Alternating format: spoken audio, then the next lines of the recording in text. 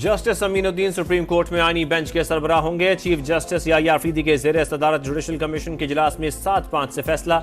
Chief justice Yahya Afridi, justice Mansoor, justice Muneeb, Umar Ayub और शिबली फराज की मुखालफत। 7 रुकनी आईनी बेंच में justice Mohammad Ali Mazhar, justice Hasan Azhar Rizvi, justice Naeem Akhtar Afghan, justice Jamal Mandokhail, justice Ayesha Malik और जस्टिस मुसरत अली शामिल।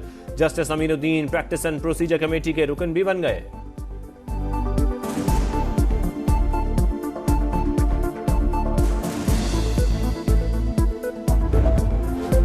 डोनाल्ड ट्रंप या कमला हैरिस, कौन करेगा अमेरिका पर राज? सदारती इलेक्शन के लिए वोटिंग का आगाज। Washington, Florida, Delaware, Michigan, south Carolina और पेंसिल्वेनिया में वोटर्स पहुंच गए। अलाबामा, जॉर्जिया, कैंसास और मैरीलैंड में भी पोलिंग। टेक्सास, मिसूरी और मिशिगन में बारिश। विस्कॉन्सिन में तूफान की वार्निंग।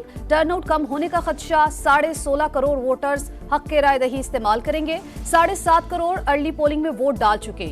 41 मिलियन नौजवान पहली बार वोट डालेंगे। सदारती इलेक्शन में 7 स्विंग स्टेट्स का फैसला कुन किरदार। सदर बनने के लिए 538 इलेक्टोरल वोट्स में से 270 दरकार। इंतखाबी जायजों में दोनों का पलड़ा बराबर।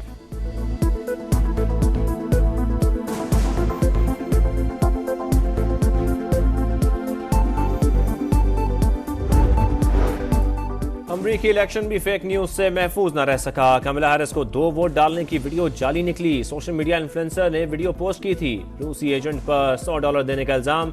अमरीकी मीडिया के मुताबिक रूसी एजेंट ने कई जाली वीडियोज अपलोड की हैं।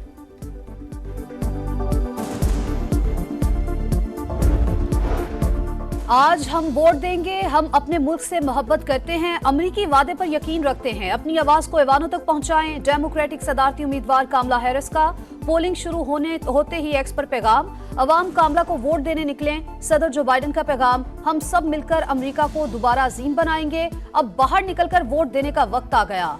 डोनाल्ड ट्रंप की अपील। कमला और ट्रंप में से पाकिस्तान के लिए बेहतर कौन? इंतखाबी नताइज के पाक अमरीका दिफाई और मुआशी ताल्लुकात पर क्या असरात मुरतब होंगे? स्विंग स्टेट्स की सूरत हाल, गजा जंग के मुस्लिम वोटर्स पर असरात, क्या खातून उम्मीदवार मुंतखब होकर तारीख रकम करेंगी? अमरीका से पल पल की खबरें, तबसरे और जानदार तज्जिए। समा पर सुपर मुकाबले की सुपर ट्रांसमिशन जारी।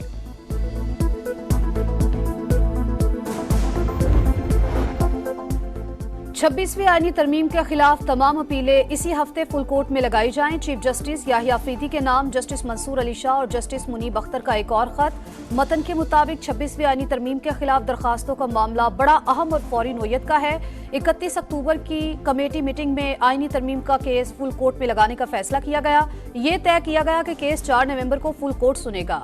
कमेटी के फैसले के बावजूद कोई कॉज लिस्ट जारी नहीं हुई। 31 अक्टूबर के खत के मदरजात भी सामने आ गए। प्रैक्टिस एंड प्रोसीजर कमेटी का इजलास फौरी बुलाने की दरखास्त।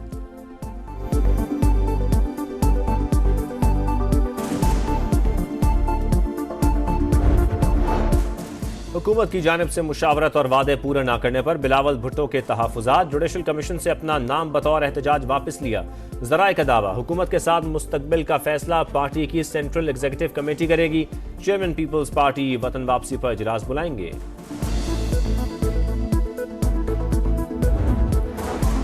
ये हुकूमत नहीं, अनारकी है। हुक्मरानों का एक ही टारगेट है, इन्हें बानी पीटाई का डर है। ओपोजिशन लीडर उमर अयूब की कौमी असम्बली में घन गरज। वुज़रा की अदम मौजूदगी पर तनकीद। बोले ये लोग अवाम से मुंह छुपाते फिरते हैं। पीटीआई रहनुमा के अल्फाज पर हुकूमती अरकान का शोर शराबा। इजलास गैर मुइना मुद्दत के लिए मुलतवी।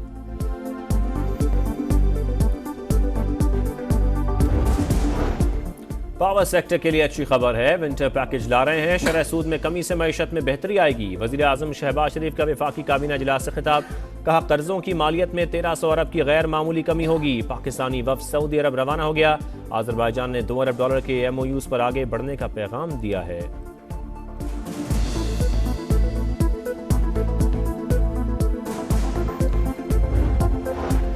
विफाकी काबीना ने हज पॉलिसी 2025 की मंजूरी दे दी। इस बार 1,79,000 पाकिस्तानी फरीज़ा हज अदा करेंगे। सरकारी निजी शोबे के लिए 50-50 का तनासुब। 12 साल से कम उम्र बच्चों को इजाजत नहीं होगी। 1000 नशिस्तें हार्डशिप केसेस के लिए मुख्तस। 300 मजदूरों या कम आमदनी वाले मुलाजमीन के लिए मुकर्रर। हर सू आजमीन के लिए एक नाजिम मुकर्रर होगा।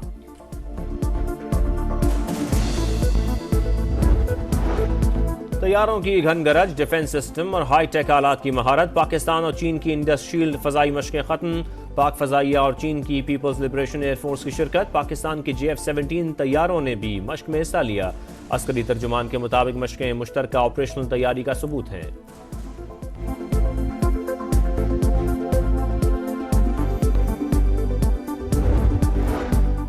इसराइली हमले ईरान की खुद मुख्तारी की संगीन खिलाफवर्जी हैं। पाकिस्तान मजम्मत करता है। 1967 की सरहद के साथ आज़ाद फलस्तीनी रियासत के मौक़िफ़ पर कायम है। दहशत गर्दी के जरिए हक़ खुद इरादियत गज़ब करने को मुस्तरद करते हैं। नायब वज़ीर आज़म इसहाक डार की ईरानी वज़ीर ख़ारजा के हमरा मुश्तरका प्रेस कॉन्फ्रेंस। अब्बास इराक़ची ने कहा, ईरान को अपने दिफा का हक हासिल है। इसराइली मज़ालिम रुकवाने के लिए इज्तिमाई काविशें दरकार हैं। दहशत गर्दी मुश्तरका चैलेंज करार।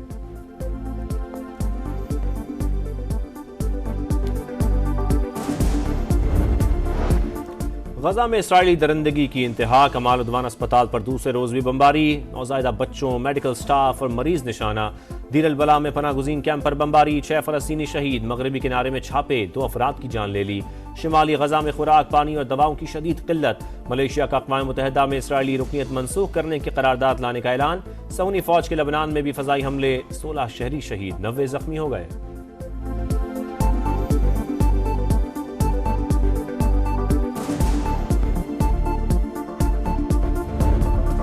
लाहौर में फिर स्मोक का राज। आलूदा तरीन शहरों में बदस्तूर शामिल। सुबह की औकात में एयर क्वालिटी इंडेक्स 609 पर पहुंचा। आइंदा 3 रोज सूरत हाल मजीद बिगड़ने का खदशा। सरा 700 तक जा सकती है। अमेरिकी इदारे ने खबरदार कर दिया। SOPs की खिलाफ वर्जी पर इंतजामिया मुतहरिक। 8 मुकदमा दर्ज, 6 अफराद गिरफ्तार। 5053 गाड़ियों के चलान, 443 को बंद कर दिया। सीनियर वजीर मरियम औरंगजेब कहती हैं, भारत से आने वाली जहरीली हवाएं लाहौर को मुतासिर कर रही हैं। माहिरीन की मुशावरत से मसनूई बारिश का ऑप्शन इस्तेमाल करेंगे। मुल्तान में भी बुरा हाल। फजाई आलूदगी की शरह 521 तक पहुंच गई।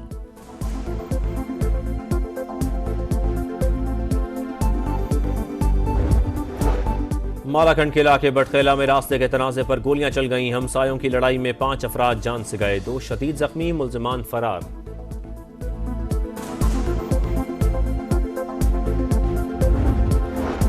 खैबर पख्तूनख्वा के असातिज़ा फिर सड़कों पर आ गए। सूबे भर के स्कूल बंद कर दिए। पिशावर जिनाब पार्क के बाहर डेरा। सरकारी स्कूलों की निजकारी वापस लेने, असातिज़ा की तरक्कियां और GP फंड्स बहाल करने का मुतालबा।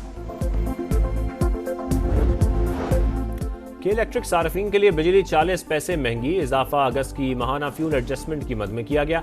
वसूली जनवरी 2025 के बिलों में होगी। नोटिफिकेशन जारी।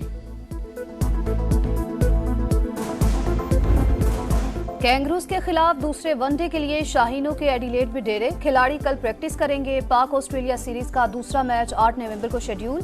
पहले मैच में शिकस्त ने शाहीनों को वनडे रैंकिंग में तीसरे से चौथे नंबर पर पहुंचा दिया।